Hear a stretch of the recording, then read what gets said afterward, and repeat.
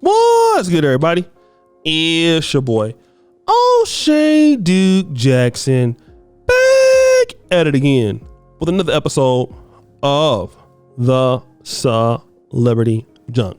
You know, guys, a lot of ladies want to get with the white man. They want white zaddy.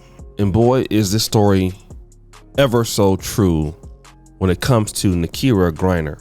She's a good-looking black woman, good-looking sister. She has everything that a brother would need. Unfortunately, she went over to Zaddy and married a Zaddy. She married a man by the name of Daniel Griner, and that is them in this picture there. And the young kid is the son, Daniel Griner Jr. Now, of course, I'm not saying every interracial relationship occurs like this in Black America, but for sure, you know, some of these ladies will be like, girl, congratulations, you got over to the white man. You're not dealing with the black man anymore. You know, it's going to be nothing but, you know, sugar and cream over there. God bless you.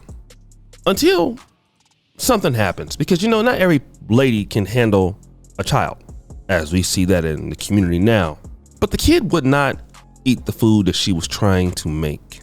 So, well, let me play this clip here from a brother on, I believe I got this on site. I want you to hear exactly how she handled that. Let's talk about Nakira Griner. I bet you're wondering, how did this woman get a life sentence without possibility of parole, plus an extra 7 years? Well, let me tell you. Nakira is 28 years old and she lives in South Jersey. And she got a life sentence without possibility of parole, plus an extra 7 years, because her 2-year-old son wouldn't eat his food.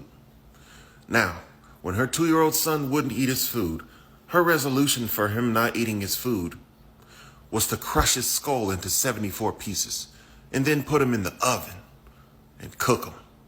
And after cooking him for some time, she took him out, buried a hole in her backyard, put him in the hole, covered the hole, and then called the police and said, "My son is missing and a man attacked me and abducted my son." Yeah, so the police came with bloodhounds, and the bloodhounds did what the bloodhounds do. The bloodhounds found her son's remains in her backyard, and they charged her with homicide. They'd offered her a plea deal. They said, look, you unalived your son, we get it, this happens every day, no big deal. You unalived your son. We're offering you 30 years if you plead guilty to first-degree murder. She was like, nah, I'm gonna take it to trial and fight it. Because yes, I unalived my son. Yes, I crushed his skull into 74 pieces. Yes, I dismembered him. Yes, I cooked him. Yes, I buried him, but it was unintentional. So she took it to trial on the premise that she did all that and it was unintentional. So she lost trial and she was given a life sentence without possibility of parole, plus an extra 7 years for the desecration of a corpse. Yeah. So let this be a cautionary tale to you men out there. Please be careful who you have kids with. You got to be careful. You got to be careful. Otherwise, you might end up with a woman like Nakira Griner, who's 28 years old from South Jersey, who got a life sentence without possibility of parole, plus an extra 7 years for desecrating the corpse of her 2-year-old son because he refused to eat his food. Yep. Let me tell you how delusional this lady is. The man there talks about the fact that she did all this. The attorney, the prosecution, wanted to give her a 30-year prison sentence just to, you know, plead guilty. Nope. She declined and wanted to go to trial. This is how smart she is. She admitted to burning and dismembering the son, but denied intentionally killing the son. Then the expert testimony showed the son's skull had been broken into 74 pieces. Body had been burnt into the oven. Now she goes outside and says, well, you know, the calls the police, somebody kidnapped my son. They bring the dogs out, as you've heard. The son's buried in the backyard. Okay. Burnt remains in the yard. Now, listen. This trial lasted 2 weeks. Convicted of first-degree murder, second-degree desecrating human remains, 4th degree tampering with evidence, 2nd degree endangering the child of welfare, and 2nd degree false public alarm. In addition to life plus 7 years for that 2nd degree desecration. Now, what am I talking about?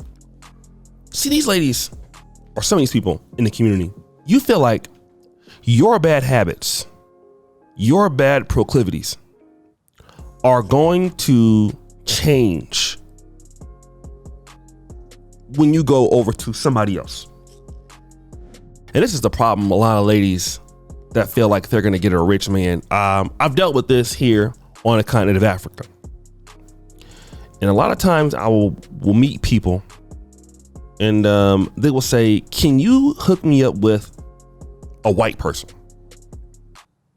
I said, I'm sorry, I just don't know anybody white I can introduce you to. Then they just want to open up the playbook. Okay, can you give me somebody black? I'm tired of the people here. I said, what do you have to offer somebody in America? Like, you may or may not, but what do you think is going to happen? Like, since you're tired of the people here, whatever that means, do you feel like you're going to build value for somebody back in America because you're tired of the people here? And do you know what? Don't you find out they take the same problems that they have here to wherever they're going to someplace else? I'll give you an example. There have been people that I've hired. They talk about the job opportunities in their country are bleak and it's so corrupt, and there's a gatekeeping system and all of this, and there's so much corruption in the private sector. You give them opportunity, and guess what? They won't even come to work. Now they're drunkards. Now they're partying every day. They don't listen. They talk back. They do whatever they want to do. But then they want to complain about what's going on. Same thing with this lady, got me a white guy, tired of the black men. I'm pretty sure she said that. He treats me so good. How does she repay him? Well, look what she did to the son. Because see, the problem is not always the opposite gender. The problem is you. And the fact that if she would lie about this, who knows what else she was doing behind his back.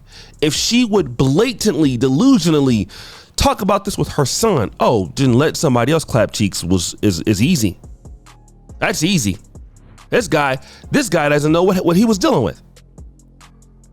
And a lot of folks that are going to other communities are taking their problems with them, expecting the people from the other communities to be solid, and they're not.